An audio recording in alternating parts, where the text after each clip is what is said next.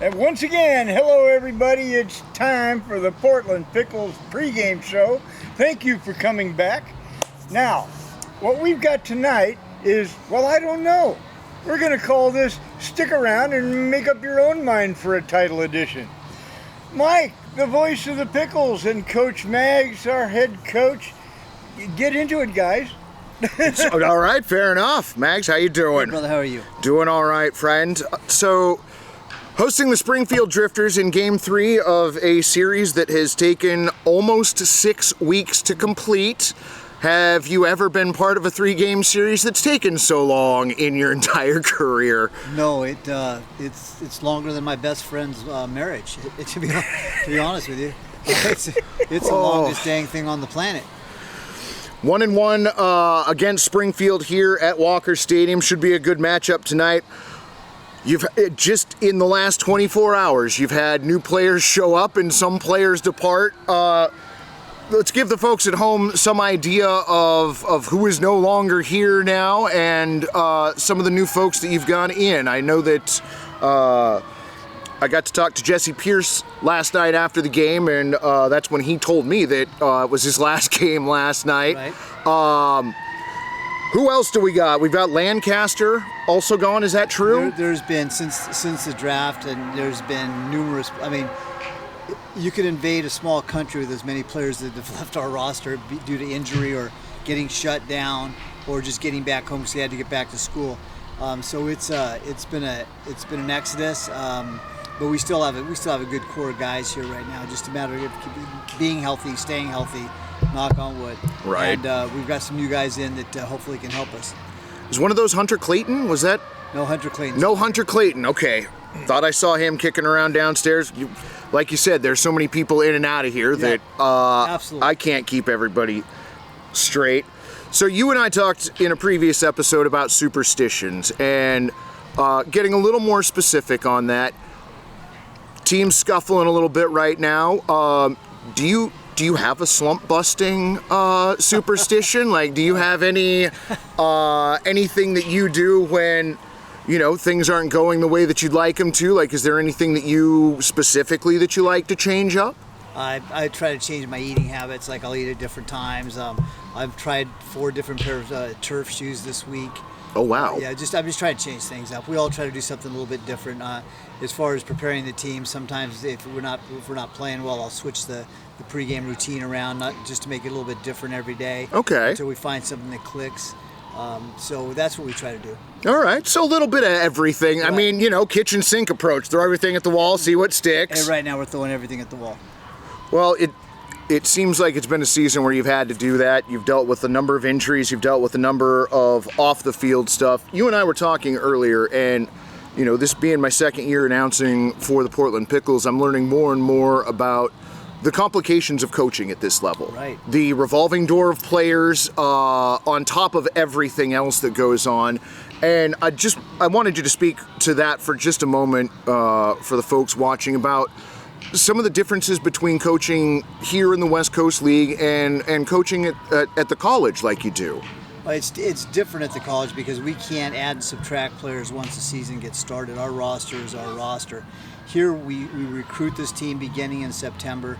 We start adding pieces. We take our time, put players in spots. We think they can help us and we can help them, talking to different schools.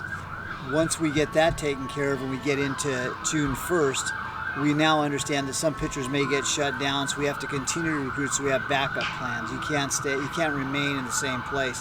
You got to actively keep working your roster, looking for players, whether it's in the West Coast League or in other parts of the country that can fill needs as they arise.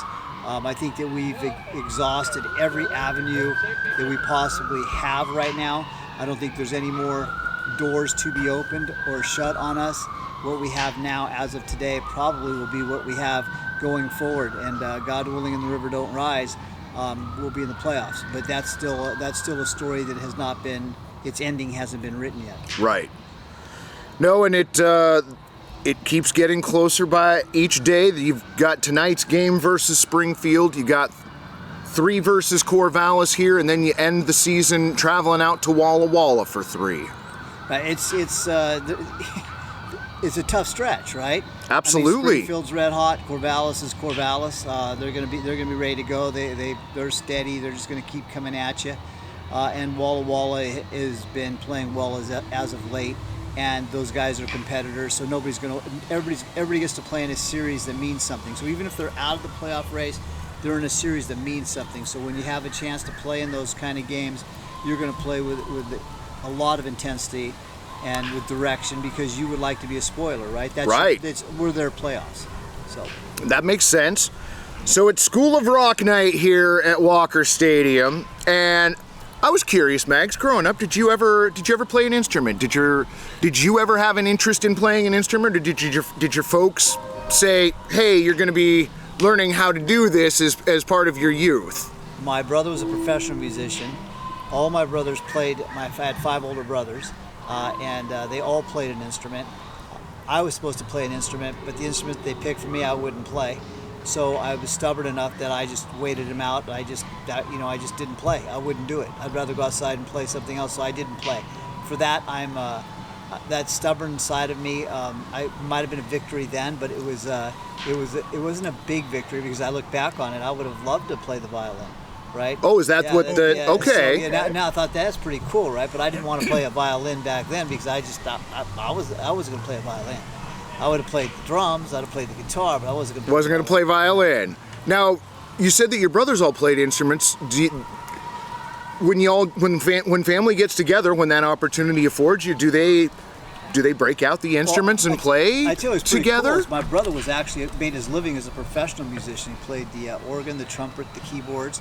Oh, wow. Went around the world, traveled the world playing his instruments and playing in a band. So when he'd come home for Christmas, we were lucky. My dad would take a flatbed truck, put hay on it, and we'd get on it and we'd load up the keyboard and we'd go up and down streets Christmas caroling.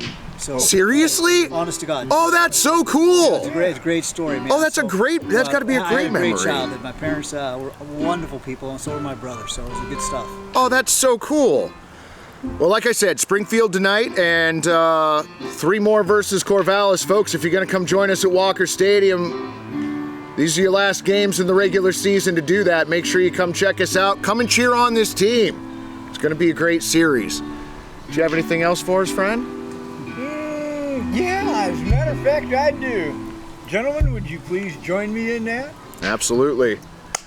Go Pickles!